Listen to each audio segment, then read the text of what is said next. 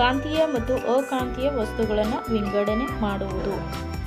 ದ್ರವ್ಯದ ಲಕ್ಷಣಗಳ ಕುರಿತು ದ್ರವ್ಯಕ್ಕೆ ಉಷ್ಣವನ್ನು ನೀಡಿದಾಗ ಅದು ವ್ಯಾಕೋಚಿಸುತ್ತದೆ. ಉತ್ಪನ್ನ ಪ್ರಕ್ರಿಯೆ ಕುರಿತು ತೇಲುವ ಮತ್ತು ಮುಳುಗುವ ವಸ್ತುಗಳ ಕುರಿತು ಪ್ರಯೋಗಗಳು.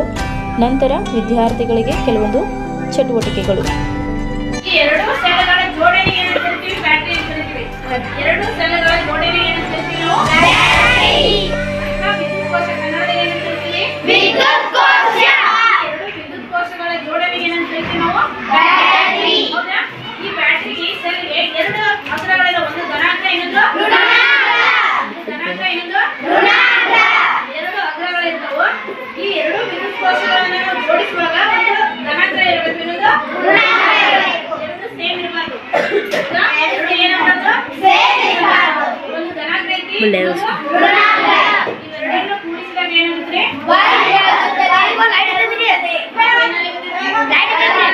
ಒಂದು ವೇಳೆ ನಾವು ಒಂದು ಧನಾಂಕ ತಗೊಂಡ್ರೆ ಇಲ್ಲಿಂದ ಧನಾಂಕ ತಗೊಂಡ್ರೆ ಬಲ್ಬ್ ಬೆಳಗುತ್ತೇನ್ರಿ?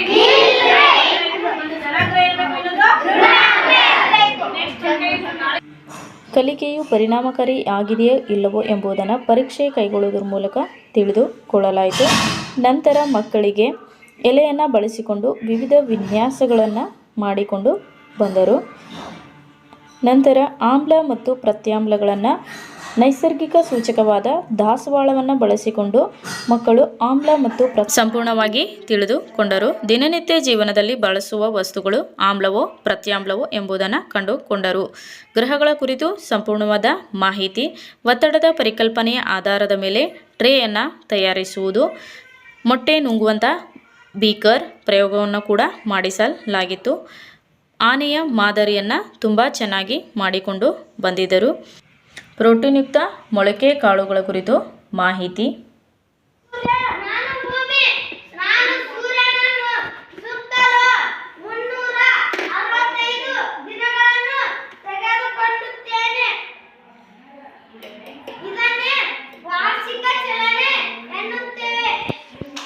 ಎಲೆಯಲ್ಲಿ ಕಂಡುಬರುವಂಥ ವಿನ್ಯಾಸಗಳ ಕುರಿತು ಪರಿಕಲ್ಪನೆಯನ್ನು ಮೂಡಿಸುವುದು.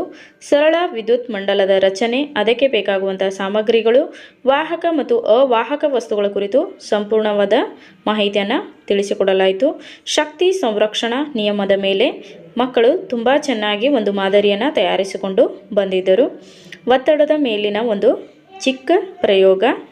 ವಿದ್ಯುತ್ ಪ್ರವಾಹದ ಕಾಂತೀಯ ಪರಿಣಾಮದ ಮೇಲೆ ಮಕ್ಕಳೇ ಮಾಡಿದಂತಹ ಒಂದು ಪ್ರಯೋಗ. ಅದೇ ರೀತಿಯಾಗಿ ಉಷ್ಣೋತ್ಪನ್ನ ಪರಿಣಾಮದ ಮೇಲೆ ಮಾಡಿದ ಒಂದು ಪ್ರಯೋಗ ಆಗಿರಬಹುದು.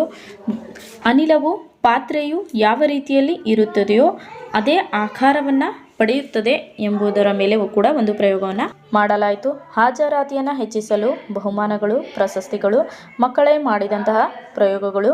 ಚಂದ್ರಯಾನ 3ರ ಕುರಿತು ಸಂಪೂರ್ಣವಾದ ಮಾಹಿತಿಯನ್ನು ನೀಡಲಾಯಿತು. ದ್ಯುತಿ ಸಂಶ್ಲೇಷಣೆ, ಸಂಚಾರಿ ಸಂಕೇತ ದೀಪಗಳ ಸೂಚನೆಯನ್ನು ಮಾದರಿ ಮುಖಾಂತರ ತಿಳಿಸಲಾಯಿತು. ದ್ರವ್ಯದ ಸ್ಥಿತಿಗಳನ್ನು ಮಕ್ಕಳಿಗೆ ಆಟದ ಮೂಲಕ ಪರಿಚಯಿಸಲಾಯಿತು.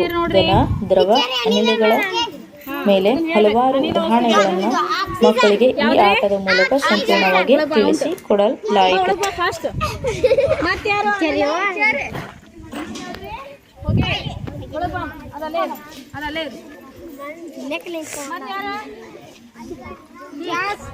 ಯಾವ್ದ್ರಿ?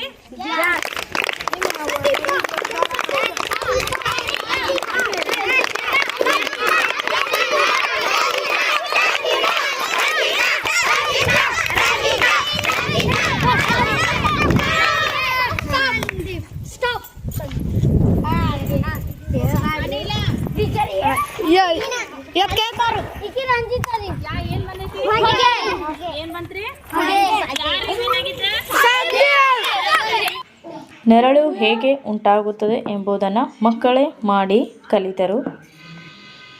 ಕಲ್ಮಶ ನೀರನ್ನು ಯಾವ ರೀತಿಯಾಗಿ ಶುದ್ಧೀಕರಿಸುವುದು ಎಂಬುದನ್ನು ಪ್ರಯೋಗಗಳ ಮೂಲಕ ತಿಳಿದುಕೊಂಡರು. ಅದೇ ರೀತಿಯಾಗಿ ವಸ್ತುಗಳು ಉರಿಯಲು ಗಾಳಿಯು ಅವಶ್ಯಕ ಎಂಬುದನ್ನು ಪ್ರಯೋಗದ ಮೂಲಕ ಮಕ್ಕಳಿಗೆ ಸಂಪೂರ್ಣವಾಗಿ ತಿಳಿಸಿಕೊಡಲಾಯಿತು. ಅದೇ ರೀತಿಯಾಗಿ ಪರ್ಯಾಪ್ತ ದ್ರಾವಣದ ಕುರಿತು ಪ್ರಯೋಗಗಳನ್ನು ಮಾಡಲಾಯಿತು. ಧೂಳಿನ ಕಣಗಳಾಗಿರ್ಬೋದು, ಹಲವಾರು ಅನಿಲಗಳಾಗಿರ್ಬೋದು, ಇವೆಲ್ಲ ಏನಪ್ಪಾ ಅಂತಂದ್ರ ಗಾಳಿಯಲ್ಲಿ ಇದಾವ.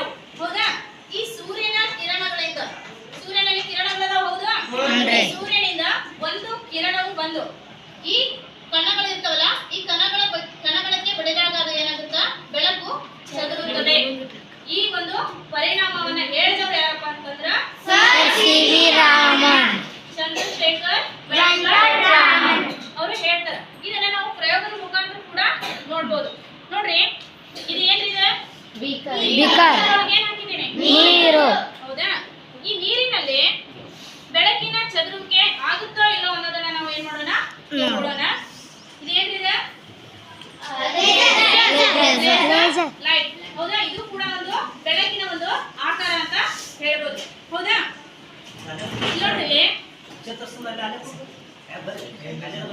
ಇಲ್ಲಿ ಎಲ್ಲರೂ ಬೀಕರ್ ಕಡೆ ನೋಡ್ರಿ. ಕಾಣಿಸ್ತಿದೆಯಾ?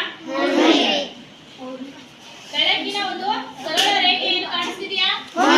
ನಿಮ್ಗೆ ಹೇಳಿದೆ ಬೆಳಕು ಯಾವ ರೀತಿಯಾಗಿ ಚಲಿಸುತ್ತೆ? ಬೆಳಕು ಯಾವ ರೀತಿಯಾಗಿ ಚಲಿಸುತ್ತೆ?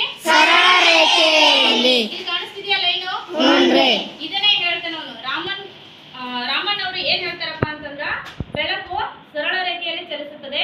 ಬೆಳಕಿನ ಕಿರಣಗಳು ದ್ರವ್ಯದ ಕಣಗಳಾಗಿರ್ಬೋದು, ಯಾವುದೇ ಕಣಗಳಾಗಿರ್ಬೋದು, ಧೂಳಿನ ಕಣಗಳಾಗಿರ್ಬೋದು, ಆ ಕಣಗಳಿಗೆ ಬಡಿದಾಗ ಏನಾಗುತ್ತ ಬೆಳಕು ಚದುರಿಸುತ್ತದೆ. ಇದನ್ನೇ ಏನಂತ ಕರೆದ್ರು ಅವರು? ಬೆಳಕಿನ ಚದುರುವಿಕೆ, ಸ್ಕ್ಯಾಟರಿಂಗ್ ಆಫ್ ಲೈಟ್. ನೋಡ್ರಿ, ಇನ್ನೊಂದು ಬೇಕರ್ ನಲ್ಲಿ ನಾ ಏನ್ ಮಾಡಿದ್ದೀನಪ್ಪ ಅಂತಂದ್ರ ಡೆಟಾಲ್ ಸೊಲ್ಯೂಷನ್, ಯಾವ್ದಾದ್ರೂ ಹಾಕ್ಬೋದು ಸೊಲ್ಯೂಷನ್ ಅನ್ನ. ಡೆಟಾಲ್ ಅನ್ನ ಹಾಕಿದ್ದೀನಿ. ಇಲ್ಲಿ ನೋಡ್ರಿ, ಕಾಣಿಸ್ತಿದ್ಯಾ? ಇಲ್ಲಿಗಿಂತ ಇಲ್ಲಿ ಜಾಸ್ತಿ ಕಾಣಿಸ್ತಿದ್ಯಾ ನಿಮ್ಗೆ? ಹಾ, ಇದ್ರೊಳಗೆ ಏನಾಗುತ್ತೆ? ಜಾಸ್ತಿ ಕಾಣಿಸುತ್ತೆ. ಯಾಕೆ ಗೊತ್ತಿದೆಯಾ ಯಾರಿಗೆ? ಹಾ, ವೆರಿ ಗುಡ್ ಶಿವ. ಇಲ್ಲಿ ನೋಡ್ರಿ, ಈ ಡೆಟಾಲ್ ಸೊಲ್ಯೂಷನ್ ಅಲ್ಲಿ ಕಣಗಳ ಗಾತ್ರ ಏನಾಗಿರ್ತದ್ರಿ?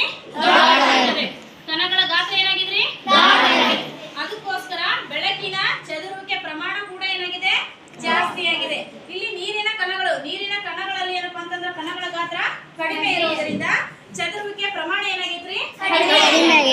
ಈಗ ನೋಡ್ರಿ, ನಾ ಲೇಸರ್ ಲೈಟ್ ಅನ್ನ ಬಿಡ್ತೀನಿ. ಈಗ ನಿಮ್ಗೆ ರೇಖೆ ಕಾಣಿಸ್ತಿದ್ಯಾ?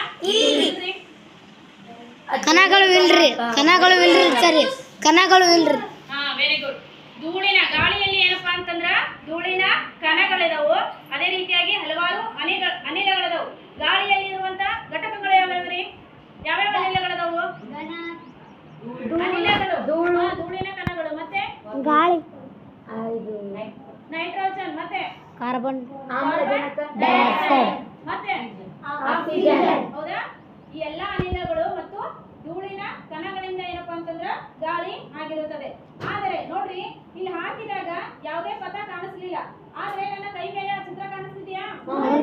ಇಲ್ಲಿ ಒಂದು ಪರದೆಯನ್ನು ಇಟ್ಟಾಗ ಮಾತ್ರ ಕಾಣಿಸ್ತು. ಇಲ್ಲಿ ಯಾಕೆ ಕಾಣಿಸ್ಲಿಲ್ಲಪ್ಪ ಅಂತಂದ್ರ ಇಲ್ಲಿ ಕಣಗಳ ಗಾತ್ರ ಏನೈತ್ರಿ? ಕಡಿಮೆ ಐತಿ. ಅಲ್ಲಿ ಚದುರುವಿಕೆ ಪ್ರಮಾಣ ಏನೈತ್ರಿ? ಕಡಿಮೆ ಇತ್ತು. ಅದಕ್ಕೋಸ್ಕರ ಏನಾಯ್ತ್ರಿ? ಮಧ್ಯದಲ್ಲಿ ನಮ್ಗೆ ಯಾವುದೇ ರೇಖೆ ಕಾಣಿಸ್ಲಿಲ್ಲ. ಇದನ್ನೇ ಅವ್ರು ಏನ್ ಹೇಳಿದ್ರು? CV ರಾಮಣ್ಣ ಅವರು ಏನ್ ಹೇಳಿದ್ರು? ಕಣಗಳ ಗಾತ್ರಕ್ಕೆ ಅನುಗುಣವಾಗಿ ಏನಪ್ಪಾ ಅಂತಂದ್ರ ಬೆಳಕಿನ ಚದುರುವಿಕೆ ಕಂಡು ಬರುತ್ತದೆ ಅಂತ ಹೇಳಿದ್ರು. ಇವಾಗ